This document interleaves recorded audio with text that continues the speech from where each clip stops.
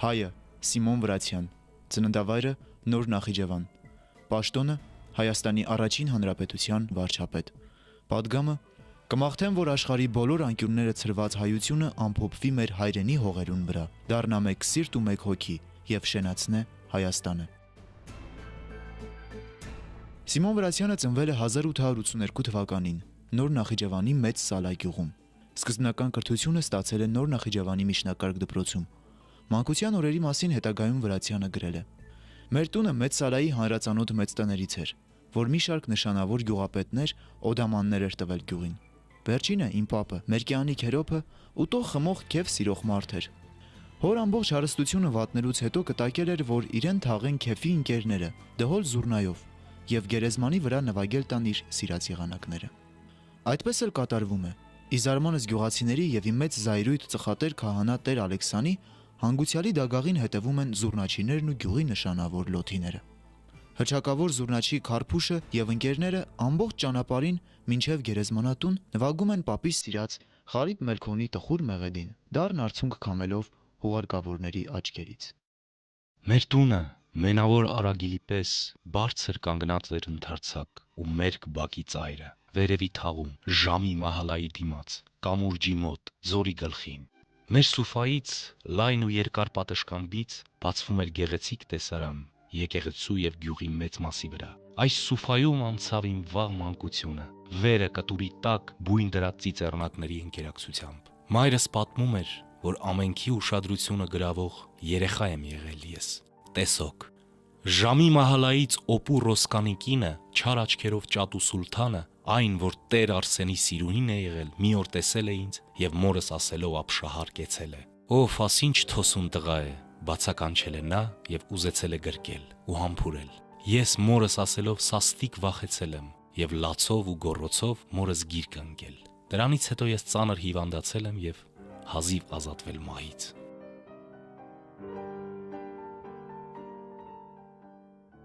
Սիմոն Վրացյանի ծնողները ապրելով Ռուսաստանում միշտ էլ կարևորել են իրենց զավակների հայեցի դաստիարակությունը։ Հատկապես մայրը անհանգստանում էր, որ իր զավակները հեռանում են հայ եկեղեցուց ու հայոց լեզվից։ Տարիներ անց Սիմոն Վրացյանը իր հուշերում բավականին պատկերավոր նկարագրում է իր ընտանիքի մթնոլորտը, գրելով. «Երջանիկ չէին սակայն մեր ծնողները, մորս սիրտը մղկտում էր, ճակատը ավելի եւ ավելի ծածկվում էր խիտ կնճիռներով։ Մայրական սիրտը կծկվում էր, երբ տեսնում էր, թե ինչպես արագ օտարանում են իր զավակները։ Միտք արա այ մարդ, ինչ անենք, աղաչում էր նա հորս, եւ միտք էին անում, բայց ելք չէին գտնում։ Հարամը լա մեր կերած հացը, կրկնում էր մայրս արցունքն աչքերին։ Ավելի աղեկ է գեղը չոր հաց ուտեինք, քաղցած ապրեինք, միայն թե տղաքս հայ մնային, հայի ժամե չզրկվեին, հայնակ կալաճի անեին։ Մեզ համար անըմբռնելի էր մորս սուքն ու լացը, ինչու է ուզում, որ անպատճառ հայ մնանք։ Հետագայում Սիմոն Վրացյանը դարձավ իր ժամանակի այն բացառիկ մարդկանցից մեկը, ով ծնողներից ստացած դաստիարակությունը փոխանցեց եկող սերունդներին։ 1900-1906 թվականներին Սիմոն Վրացյանը սովորում է Էջմիածնի Գևորգյան ճեմարանում եւ դառնում է Կոմիտաս վարդապետի սիրելի սաներից մեկը։ 1908-1910 թվականներին պատանի Սիմոն Վրացյանն ուսումը շարունակում է Սանկտ Պետերբուրգի համալսարանի իրավաբանական եւ մանկավարժական ֆակուլտետներում։ 1906 թվականից Վրացյանը սկսում է հեղափոխական գործունեությունը։ Զենք է ձեռք բերում եւ ուղարկում Արևմտյան Հայաստան ֆիդայական ջոկատներին։ 1907 թվականին մասնակցում է Դաշնակցական 4-րդ կոնգրեսին։ Հետագայում Սիմոն Վրացյանն ազգին ծառայելու ու նվիրվելու տեսակը կապում էր ջեմարանական տարիներին ստացած կրթության հետ, որտեղ էլ ձևավորվել էր նրա աշխարհայացքը։ Վրացյանը արդեն 1908 թվականի սահմանադրությունից հետո, երիտուրքական սահմանադրությունից հետո նախ հասնում է Ամերիկա, բավական երկար այնտեղ աշխատում է Ամերիկայի կոմիտեում, հայրենիք թերթում, ապա որպես Ամերիկայի Դաշնակցության կոմիտեի պատգամավոր ընտրվում է 1914 թվականի առաջին համաշխարհային պատերազմի նախօրյակին գումարված Դաշնակցության 8-րդ ընդհանուր ժողովի պատգամավոր եւ այդ ժողովի ընթացքում նա ընտրվում է Դաշնակցության բյուրոյի անդամ եւ այստեղից արդեն նրա գործունեությունը թեւակոխում է մի նոր փուլ, ավելի ընդգրկուն է լինում, ավելի ծավալուն եւ ավելի շատ են երևում քաղաքական գործիչի, քաղաքական մտածողի նրա ուղղվածությունները։ Հայաստանի անկախության հռչակումից հետո Սիմոն Վրացյանը նշանակվում է դիվանագիտական առաքելության ղեկավար Հարավային Ռուսաստանի կամավորական բանակում։ 1919 թվականին Վրացյանն ընտրվում է Հայաստանի առաջին հանրապետության խորհրդարանի падգամավոր։ 1920 թվականի մայիսից նրան է վստահվում գյուղատնտեսության եւ աշխատանքի նախարարի, այնուհետև վարչապետի եւ ներքին գործերի նախարարի պատասխանատու պաշտոնները։ Ես հավատացած եմ, որ ձեր եւ երկրի աջակցությամբ կհաջողվի տագնապալի այս վիճակից դուրս գալ պատվով, հավատով ասել է Սիմոն Վրացյանը իր նշանակման օրը, դիմելով խորհրդարանին։ Ինչպես Քաջազնունին, այնպես էլ Վրացյանը փորձեց բազմակուսակցական կառավարություն ստեղծել։ 1920 թվականի մայիսի 28-ն էր։ Այսօրվա պես աչքիս առջևն է տեսարանը, արևոտ եւ պայծառ օրեր։ Մասիսի ձյունոտ գագաթը կարծես ճառագայթներ էր տարածում շուրջը։ Մասիսի հովանու ներքև, Երևանի սրտում, Պարետի հրապարակի վրա հայոց ավականին հաղթական հավաքվել էր տոնելու հայրենիքի ազատության տարեդարձը։ Իրար կողք կողքի կանգնած էին խորհրդարանի նախագահը, հայոց բանակի սպարապետը, ամենայն հայոց կաթողիկոսը։ Իմ ուշադրությունը հատկապես գրավում էր կաթողիկոսի դեմքը, երկար, սպիտակ մորուքով զարդարված։ Ամեն անգամ, երբ դպիրները երգում էին եւ «Հանրապետություն Հայաստան աշխարհի», կաթողիկոսի դեմքը կարծես պայծառանում էր, հայացքը ուղղված Պարետի դրոշազարդ շենքի գլխին ծածանվող եռագույնին։ Նա չէր նկատում աչքերից հոսող արցունքը, որ կաթիլ-կաթիլ սահում էր մորուքն ի վար։ Երբ որ Քաջազնունին 1919 թվականի մարտին անցավ արտասահման, նրան փոխարինեց որպես պաշտոնակատար Ալեքսանդր Խատիսյանը, Սիմոն Վրացյանը ինքը մասնակցում էր դարձյալ պետական շինարարական աշխատանքներին, իսկ այնտեղ խնդիրները բազմաթիվ էին եւ տարաբնույթ։ Որբերի գաղթականության խնդիր կար, թաթարական ընդդիմադիր տարրի դեմ պայքարելու խնդիր կար։ Սիմոն Վրացյանն էր Դաշնակցության ցուցակի ընտրական այդ ցուցակի հեղինակը, այսինքն նա էր կազմել այդ ցուցակը, որը հաստատվեց։ 1920 թվականի գարունը Սիմոն Վրացյանի հավաստման բացառիկ ժամանակ էր Հայաստանի համար։ Անկախության գաղափարն արդեն սերմանվել էր ժողովրդի մեջ, նույնիսկ թերահավատների մտքում։ Հայաստանի Հանրապետությունը արագ կազմակերպվում էր, իբրև պետություն ակնհայտ նվաճումներ գործելով թե ներսում, թե արտաքին աշխարհում։ Վրացյանը գրում է. այնքան ուսախաբություններից եւ տանջանքներից հետո հայ ժողովուրդը հոգեպես կազդուրվում էր եւ լավատեսությամբ նայում իր ապագային։ Հույսի օրեր էին երկրի ներսը, հույզի օրեր էին դուրսը, տարագիր հայության մեջ։ Եզրափակում է իր խոսքը Հայաստանի առաջին հանրապետության վերջին վարչապետը։ Փույթ չէ, ժամանակի փիլիսոփայությունն էլ պետք է հաստատված լինի հավիտենական, հանրապարտադիր սկզբունքների վրա, որոնց հիմքը մարդն է, իբրև գիտակից եւ բարոյական անհատականություն։ Կա կյանքի հավիտենական փիլիսոփայություն, որ ասում է. լավ է խեղդվել զուլալ ջրի մեջ, քան թե ամբողջ կյանքում թավալվել տիղմում։ Փետրվարյան, ուրեմն ապստամբության ժամանակներուն ոնգբատվի, որ ամբողջ այդ ամիսներուն ընթացքին ինք պանդարգված մնացած է վարչապետարանի իր գրասենյակին մեջ, պանդարգված մնացած այն իմաստով, որ գործերը այնքան հրադապ էին, որ ժամանակ չուներ դուրս ելնելու, դու ներտալու գալու եւ այլն, ուրիշ բաներով զբաղելու, նույնիսկ ուրեմն գրասենյակի գողքի սենյակի մեջ հաստատած էին իր մաղճակալը, հոնգը կնանար, հոնգը մնար։ Այդ ուրեմն ժամանակամիջոցին մեկտեղ գսե, որ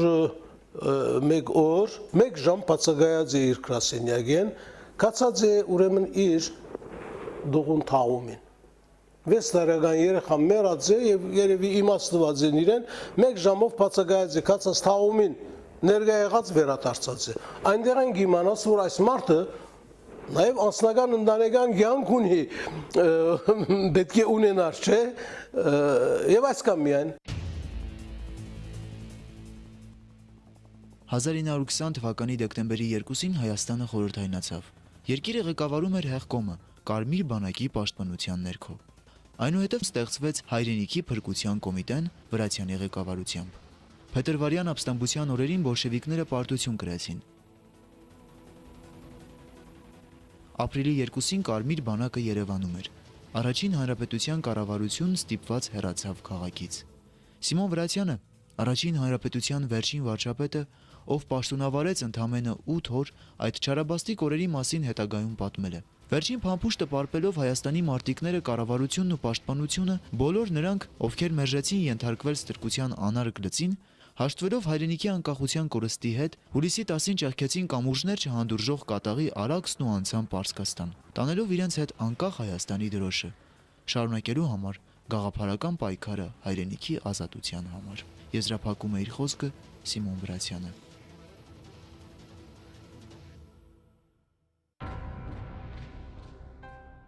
Հայ բոլշևիկները սկսեցին ուրացումով եւ մերժումով ամեն բան, որ ազգային է, զուտ հայկական, գաղափարապես եւ նյութապես բնաջնջելով ազգային ամեն արժեք։ Հիմա ուզում են հավատացնել, թե հայոց ազգը իրենք են, հայք նահապետից սկսած, մինչև ընկեր մացակ ու միսակ իրենցն է հայոց պատմությունը։ Եվ հասան մինչև այնպիսի ցնդաբանության, որ Սարդարապատն ու Բաշ ապարանը մայիսի 28-ն էլ իրենք են կերտել։ Վաղը երևի հավատացնելու համար, որ Երևանի բանտում կացնահարված դաշնակցականները իրենք են կացնահարել իրենց։ Եվ անշուշտ հավատացողներն էլ կգտնվեն։ Այս զարմանալի դարում ամեն բան հնարավոր է եւ ներելի։ Նա իսկապես բավական ակնառու դեր է ունեցել Հայաստանի առաջին հանրապետության շինարարության գործում եւ փաստորեն անմնացորդ նվիրվել է Հայաստանի ազատագրման, հայ ժողովրդի ազատագրման դատին, ի վերջո հայապահպանման բուռն գործունեություն է ծավալել Սփյուռքում եւ վերջապես հանդիսանում է հայ քաղաքական մտքի գրողը։ 1921 թվականին Սիմոն Վրացյանն ապրում էր Ֆրանսիայում, Ամերիկայում, այնուհետև տեղափոխվում է Լիբանան, ուր շարունակում է իր քաղաքական գործունեությունը։ 1945 թվականին Վրացյանը, որպես հայկական ազգային կոմիտեի նախագահ, վերջնագիր է ներկայացնում Սան Ֆրանցիսկոյում ՄԱԿ-ի հիմնադիր հանձնաժողովի կազմակերպիչ պետություններին, նրանց ուշադրությունը հրավիրելով հայ ժողովրդի հանդեպ թույլ տրված պատմական անարդարության վրա։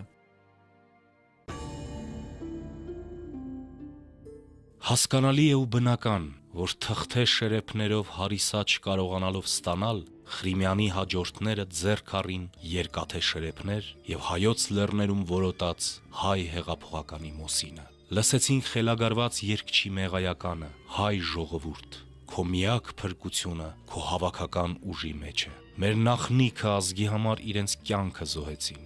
Զոհենք եւ մենք, սովորենք զոհելու եւ զոհվելու։ Հին հույն իմաստասերն ասել է. ամեն բան հոսում է, կյանքն էլ է հոսում, աշխարհը եւս հոսում է։ Հոսում է որոշ տրամաբանությամբ, համաչափության մեջ, անվարան, վայ նրան, ով ականջ չունի լսելու կյանքի համանվագը։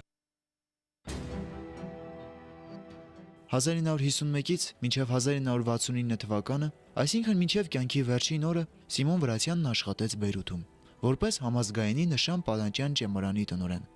Սփյուռքահայ գրող Մուշեղ Իշխանը, ով եղել է Վրացյանի աշակերտը եւ երկար տարիներ ճեմարանում աշխատել է նրա հետ, իմ ուսուցիչներս հուշագրության մեջ գրում է. Վրացյանը սիրում էր ներկա գտնվել ուսուցչական բոլոր ժողովներին, սիրում էր մասնավորապես մանկապարտեզի եւ նախակրթարանի փոքրիկներին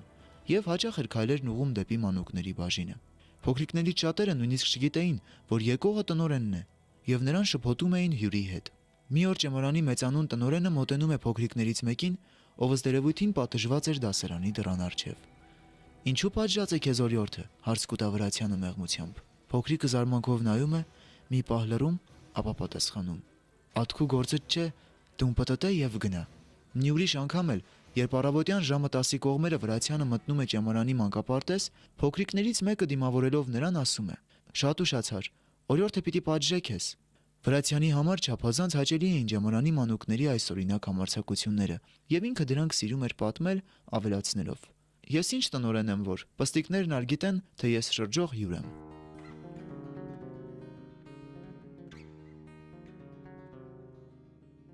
Վրացյանը շատ այսպես հատկանշական մարդ էր, մա միշտ կոչկված, գուքար գնստեր գրասեղանին առջև, ամբիոնին վրա, Սերքին ոչ թուղթ կար, ոչ նոտ կար, ոչ քիրք կար եւ ոչինչ կար։ Եվ կսկսեր խոսելու։ Կխոսեր, ուրեմն իր նյութը կբատմեր թիվով, թվականներով, մանրամասն անուններով առանց որևէ բան մոռնալու, առանց գմգմալու, առանց որևէ փնտրդու քնելու։ Գանունավոր նախատեսություններով լրիվ եւ որ բահը գվերջանար իր տասախոսությունն վերջացած կլար։ Հայրենիքի մարտիկը Սիմոն Վրացյանը, ինչպես իր նախորդները, սերունդներին թողեց գրական պատմական հսկայածավալ ժառանգություն։ Արժեքավոր նյութեր են պարունակում նրա Հայաստանի Հանրապետություն մենագրությունը, կյանքի ուղիներով 6 հատորյակը եւ մի շարք գրքեր նվիրված հայ աղափողական դաշնակցության պատմությանը։ Գրքերից մեկում Սիմոն Վրացյանը հիշում է. ընկերներից մեկը պատմեց Հայաստանի Հանրապետության վերջին դեպքերի փետրվարյան ապստամբության մեջ իմ ունեցած դերի մասին։ Մարդը, ում պատմում էր այդ ամենը, լսում էր զարմանքից լայն բացած աչքերով։ Եվ այդ բոլորից հետո դուք չէիք հուսահատվել եւ շարունակում էիք հավատալ, թե ձեր իդեալին պիտի հասնիք, հարցրեց նա շվարումով։ Վրացյանը պատասխանել է. այո, շարունակում եմ հավատալ։ Ինչու պիտի չհավատամ։ Ես չհասնեմ, ինձանից հետո եկողները կհասնեն իմ իդեալին։ Կյանքը պայքար է, բարեկամ, եւ վայ պայքարի դաշտը լքողին։ Նա անպատճառ կտրորվի կյանքի անիվների տակ։ Իրոք որ մարգարեական խոսքեր։ Վրացյանի, Քաջազնունու, Աղբալյանի ու Շանթի պայքարը շարունակեցին հաջորդ սերունդները, ովքեր հասան այդ վեհ իդեալին, որի անունն էր անկախ Հայաստանի Հանրապետություն։ Ապրում ես երկար տարիներ այս մոլորակի վրա եւ չես նկատում, որ կյանքն էլ ունի այսպես ասած իր հանգրվանները, իր ուղիները եւ այդ ուղիների վրա բազմաթիվ ու բազմապիսի կայաններ։ Ու մի օր էլ մտածում ես մաքրել սենյակներդ ու գզրոցներդ, դուրս նետել ինչ որ հնացած է այլևս եւ անկարևոր, ինչ որ ծածկվել է ժամանակի անագորույն փոշիով, իմաստից զուրկ է դարձել, բայց ինչպես նետել կյանքիդ կտորը։ Կանի Սիմոն Վրացյան դեսողության լուրջ դգարություն ուներ այդ խորդարիկին, ուրեմն ես ուրիշներու գարկին անշուշտ, ես ալ իր կովգերտայի որոշ ընթերցումներ գադարելու եւ նաեւ իր գարկմը թելատրանքները գրի առնելու։ Իր վերջին հադորներու 2-3 հադորները այդպես ուրեմն մեջտեղ եկած են իր աշակերտներուն կամ իր կորզագիցներուն միջոցով օգնությամբ, որովհետև ինք այլևս չեր գրնար գրի առնել իր մտածումները, ֆիզիկական դգարություն չուներ, բայց աչքը չեր արդոներ, որ ինքը այդ կորձը ընե։ Տարիներ անց հայրենիքից հեռու Լիբանանում Հայաստանի առաջին հանրապետության վերջին վարչապետը Սիմոն Վրացյանը գրեց իր կյանքի ուղիներով հուշագրությունը, որի հենց առաջին էջում կարդում ենք. այս հատորը սիրով նվիրում եմ Մասիսը չտեսած, բայց տարագրության մեջ Մասիսի իրազով տոչորող հայ տղաներին եւ հայ աղջիկներին, որոնց մատաղ սիրտը բաբախում է Հայաստանի համար։ Վրացյանի սիրտը հետագայում նույնպես պետք է բաբախեր միայն ու միայն Հայաստանի համար։ Մինչև կյանքի վերջին օրը նրա կողմից արտասանած Հայաստան բառը պետք է աղոթքի պես հնչեր։ Վրացյանի բարձրապես ներկայությունը, բանի մեջ աթբրոցեն ներս, բարձրապես Հայաստանի ներկայությունն էր եւ մենք ինք այդպես կտեսնեինք։ Շարժուն Հայաստաններ, որ բանի մեջ գջեմեր։ Սիմոն Վրացյան մեծանուն հայի մասին Մուշեղ իշխանը գրել է. մտքեն առաջ սիրտն էր խոսողը,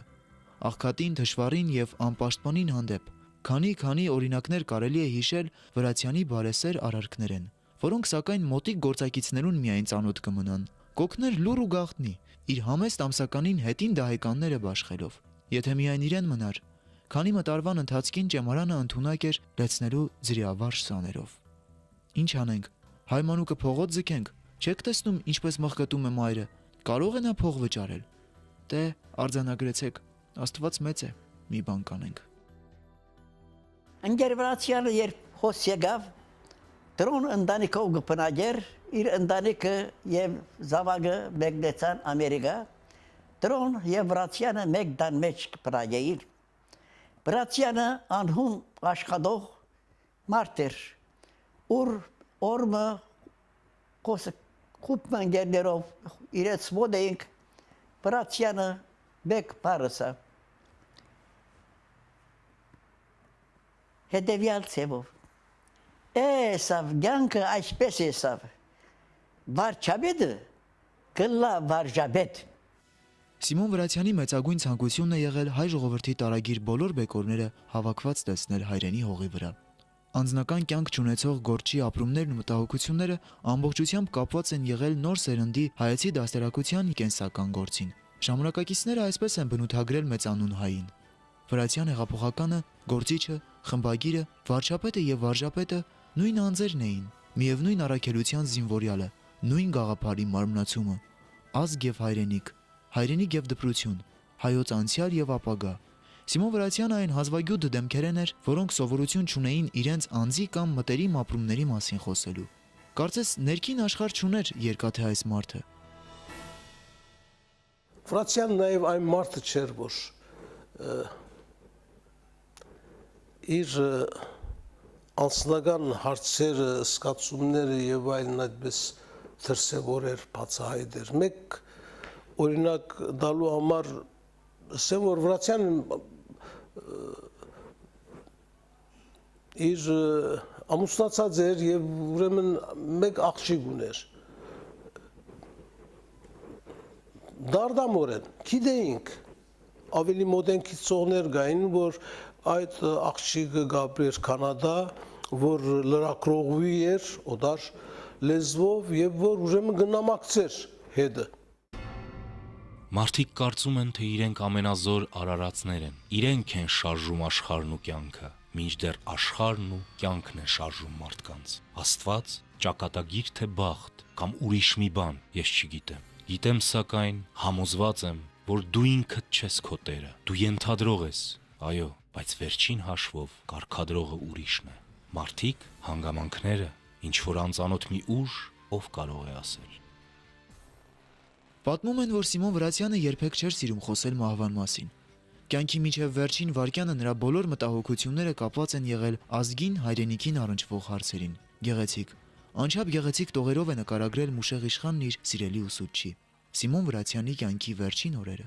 Հաշիվները փակած եւ պայուսակները կապած ճամփորդի տրամադրությունը խորթ էր իրեն։ Գիտեր, թե մահը անխուսափելի վախճանն է կյանքին։ Գիտեր նաեւ, թե պիտի ճուշանա անոր այցելությունը, բայց ատիկա ոչ ողբերգություն էր, ոչ հալ առօրյա մղձավանջ։ Սպառվեցավ շիթ հար շիթ եւ ի վերջո մարեցավ յուղասպար կանթեղի մնման։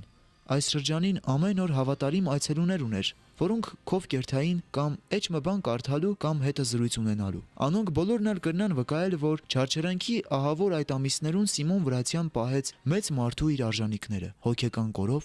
իմացական պայծառություն, ազգային եւ ընդհանրական շահագրգռություններ։ Ամենեն տկար եւ տանջալից վիճակին մեջ անգամ գիտցավ մեկ կողմ նետել իր եսը եւ ապրել հայ ժողովրդի ճակատագրին հետ առնչված հարցերով։ Սիմոն Վրացյանը սուր միտք էր եւ նաեւ այդպես ներող եւ ամեն ինչ նրամությամբ նայող չէր, երբ այդ իր ոտքը գոդրեց վերջին անգամ բամուր զինքը սկետնեց անշուշտ սովորական բժշկական քննությունները գադարել ետք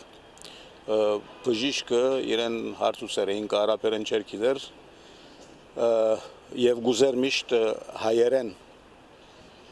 բադասխանել իր հետը մեր ուսուցիչներեն եւ իր խնամադարը պաստորեն ջեմարանի ուսուցիչներեն Անտուան Կեյանը սրը ուրեմն թարգմանի տեր գդարեր ուրեմն բժիշկը հարցուց դեսողությունը ինչպես է սրնալ ծառնալով ուրեմն հայերենով հարցնես Սիմոն Վրացյանին դեսողությունը ինչպես է Սիմոն Վրացյանը պատասխանը իրեն ասե որ իր սիրած մարդիկը հերվեն գտեսնե իսկ իր չսիրած մարդիկը կողնալ նստին չի դեսներ Ես սիրում եմ ամառվա անձրևը կարծես թարմ արյուն է ներարկում երակներիդ մեջ ոսկի մանկությունդ է հիշեցնում մանկությունն անցավ անդարձ վերջին կայանը հեռու չէ ոչ բալախ ոչ եղեգենը ժույգ նստած եմ ահա եւ երազում եմ անձրևի մասին ինչքան հիշատակներ անձրևի հետ կապված անձրևը կենսատու ուժ էր մեր գյուղերում թաթավ չկա հաց չկա ասում էր իմ իմաստուն քեռի մի քիչ քան երբ անձրևը ուշանում էր գյուղի պարավները աղոթում էին ծնկաչոք եւ երկնքից թաթավ խնդրում. «Բաս կատարած Հիսուս Քրիստոս, Մարիամ Աստվածածին, թաթավ բեր մեր չոլերուն, մեր գյուղացին հացե զուրկ չի մնա»։ Ես սիրում եմ ամառվա անձրևը, ինչքան հիշատակներ անձրևի հետ կապված։ Սիմոն Վրացյանի մոտ հյուրընկալվում են Հայաստանից ժամանած մի խումբ պատմաբաններ։ Բավականին հուզիչ հանդիպում է տեղի ունենում։ Երիտասարդ պատմաբանները քաջ գիտակցում էին, որ իրենց առջև Հայաստանի առաջին հանրապետության վերջին ապրող վկան է, մեծ հայը, ազգային գաղափարների նվիրյալ մարտիկը։ Հանդիպման վերջում երիտասարդ պատմաբաններից մեկը հարցրել է. «Ինչ պատգամ կուզեք տալ հայ ժողովրդին, իբրև վաստակաշատ մտավորական գործիչ»։ Վրացյանը մի պահ լռել է, ապա իր խրպոտ ձայնով աղոթքի պես հատիկ-հատիկ արտասանել. «Կմաղթեմ, որ աշխարհի բոլոր անկյունները ցրված հայությունը ամփոփվի մեր հայրենի հողերուն վրա, դառնա մեկ սիրտ ու մեկ հոգի եւ շնացնե Հայաստանը»։ Մարդիկ թերևս դժվար կպատկերացնեն, թե ինչպես այսքան երկար տասնամյակներուն ընթացքին Սփյուռքի հայությունը այդպես չուծացած, չայլասերած,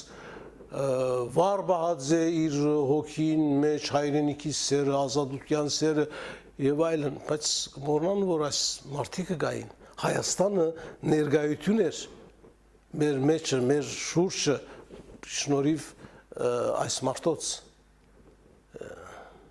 որոնք վստահորեն ոգի եւ շունչ փոխանցեցին,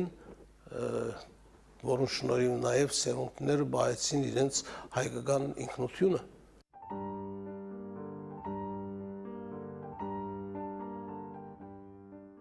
Սիմոն Վրացյանի մահով հայության կյանքից հեռացավ ոչ միայն անձնվեր ազգային գործիչ,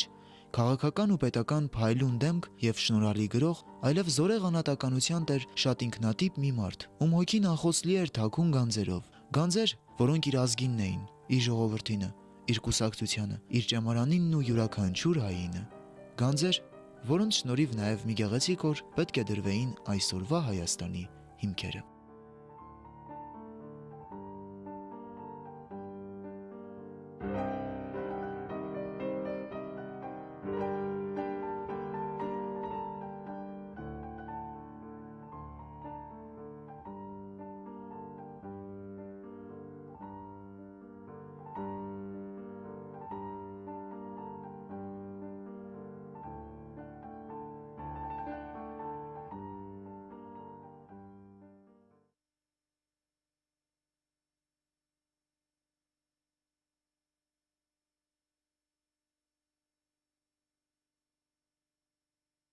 Այնտեղ